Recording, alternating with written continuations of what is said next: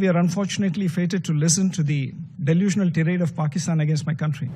A country that bombs its own people, conducts systematic genocide, can only attempt to distract the world with misdirection and hyperbole.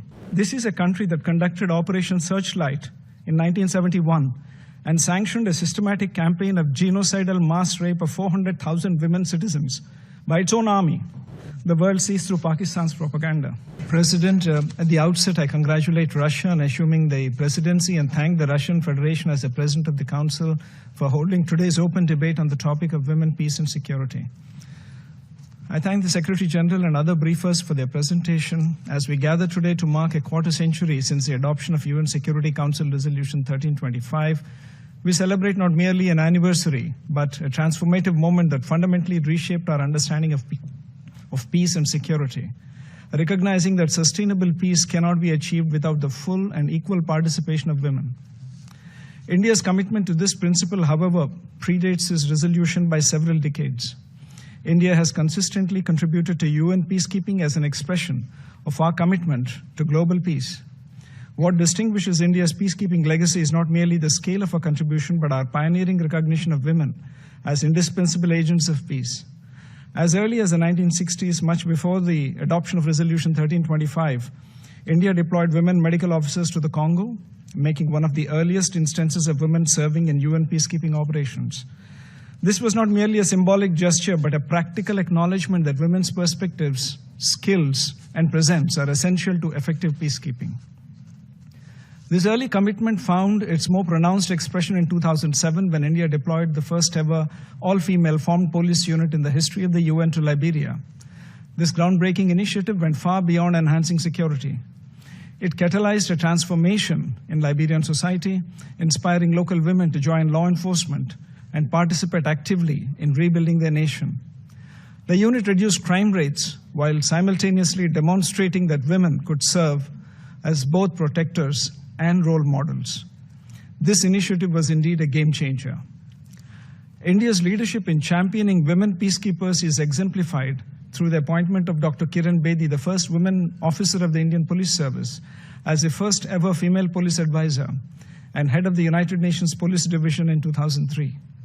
Today, over 160 Indian women peacekeepers serve in the field, and all women female engagement teams have been deployed in Democratic Republic of Congo, Abyei in Sudan, and South Sudan.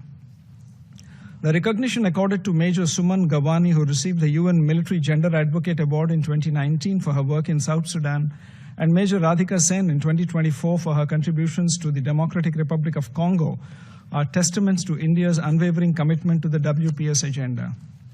We believe that it is no longer a question of whether women can do peacekeeping, rather, it is whether peacekeeping can do without women. Through these deployments, India has demonstrated the profound impact of women peacekeepers in peacekeeping operations. They build trust in communities, give hope to vulnerable populations, particularly women and children. Most critically, they help address gender-based violence and ensure that peace processes reflect the needs and perspectives of all segments of society. They inspire women in conflict zones through example that they too can be leaders and protectors.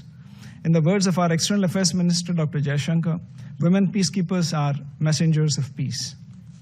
Recognizing that this transformation must extend beyond our own contributions, India has invested significantly in capacity building, particularly for women peacekeepers and those especially from the Global South.